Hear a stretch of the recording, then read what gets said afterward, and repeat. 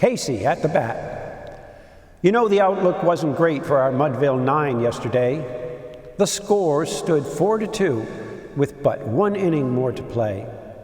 And then when Cooney died at first and Barrows did the same, a sickly silence fell upon all of us at the game. A straggling few got up to go in deep despair. The rest, well, we clung to that hope which springs eternal in our human breast. And we thought, if only Casey could get one more whack at that, well, we'd put up even money right now with Casey coming to the bat. But Flynn preceded Casey, as did also Jimmy Blake, and the former was a dud, the latter was a flake. So upon a stricken multitude a grim melancholy sat, for there seemed but little chance that Casey would get to bat. But Flynn let drive a single, to the wonderment of us all, and Blake, the much despised, tore the cover off the ball. And when the dust had lifted, and the men saw what had occurred, there was Jimmy safe at second, and Flynn a hugging third. Then from 5,000 throats and more rose a lusty yell that rumbled through the valley and rattled in the dell.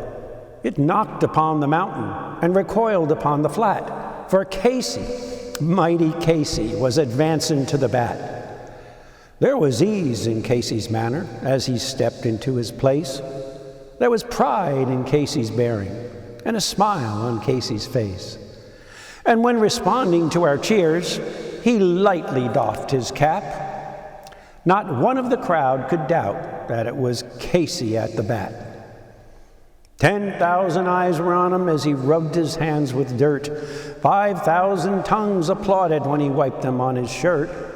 Then, while the writhing pitcher ground the ball into his hip, defiance gleamed in Casey's eye. A sneer curled Casey's lip. Then the leather-covered sphere came hurtling through the air, and Casey stood a-watching it, haughty grandeur there. Right close by the sturdy batsman, the ball unheeded sped. "That ain't my style," said Casey. "Strike one," the umpire said. From our benches filled with people, there came a muffled roar, like the beating of the storm waves on a stern and distant shore. "Kill him! Kill the umpire!" shouted someone in the stands.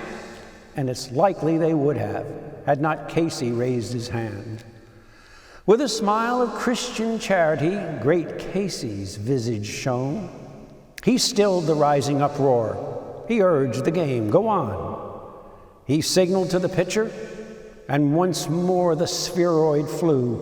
But Casey still ignored it, and the umpire said, "Strike two." "Fraud!"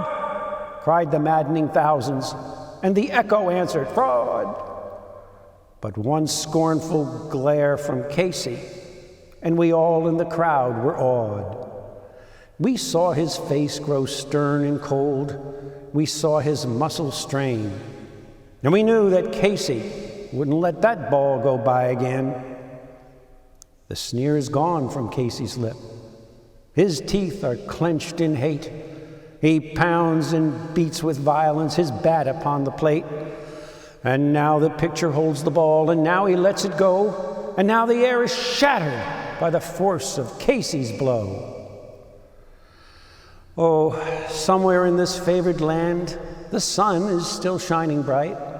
A band is playing somewhere, and somewhere hearts are light. And somewhere men are laughing, and somewhere children shout.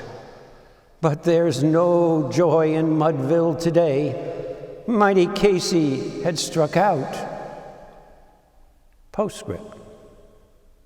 Rest assured, loyal fans, hope eternal embodies this genteel, fun summer game.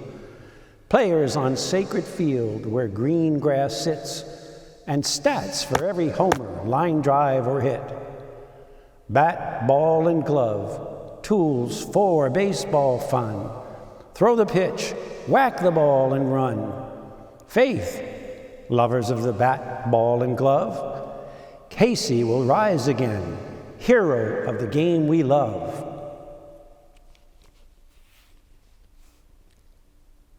Some Yogi Berra quotes. Baseball is 90% mental.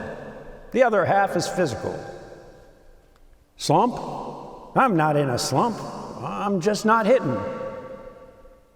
Think?